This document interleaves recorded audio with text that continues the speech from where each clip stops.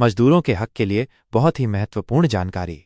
1936 का संदाय या अधिनियम, मजदूरी अधिनियम, पेमेंट ऑफ वेजेस एक्ट 1936। यह एक बहुत ही महत्वपूर्ण श्रम कानून है जिसे भारत सरकार ने यह सुनिश्चित करने के लिए लागू किया था कि श्रमिकों को समय पर और बिना किसी कटौती के पूरी मजदूरी मिले। चलिए इसे आम आदमी की भाषा में विस्तार से समझते हैं। क्या है मजदूरी भुगतान अधिनियम 1936? यह कानून मुख्य रूप से यह सुनिश्चित करता है कि कर्मचारियों को समय पर भुगतान मिले, महीने की निर्धारित तारीख तक पूरी मजदूरी मिले, कानूनी रूप से बिना मनमानी कटौती, कटौतियों का स्पष्ट आधार हो, जैसे कि अनुपस्थिति, अग्रिम ऋण आदि। किन लोगों पर यह अधिनियम लागू होता है?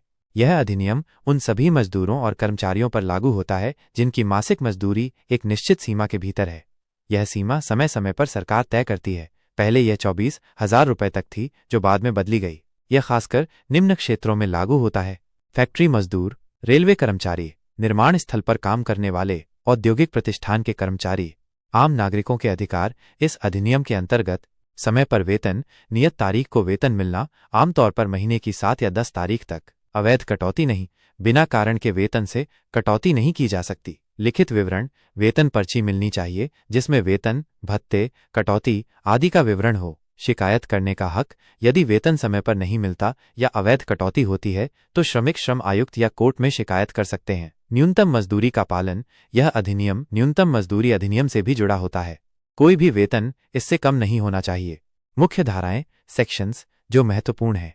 धारा विवरण। सेक्शन 3, वेतन भुगतान के लिए जिम्मेदार व्यक्ति नियोक्ता की जिम्मेदारी तय करता है। सेक्शन 4, मजदूरी का भुगतान मासिक, साप्ताहिक आदि कब किया जाएगा। सेक्शन 5, वेतन का भुगतान नियत समय में करना आवश्यक है। सेक्शन 7, वेतन से वैध और अवैध कटौती की सीमाएं निर्धारित करता है। सेक्शन 8, दंड के रूप में कटौती के नियम। सेक्शन 15, शिकायत दर्ज करने की प्रक्रिया। मजिस्ट्रेट प्राधिकृत अधिकारी के पास।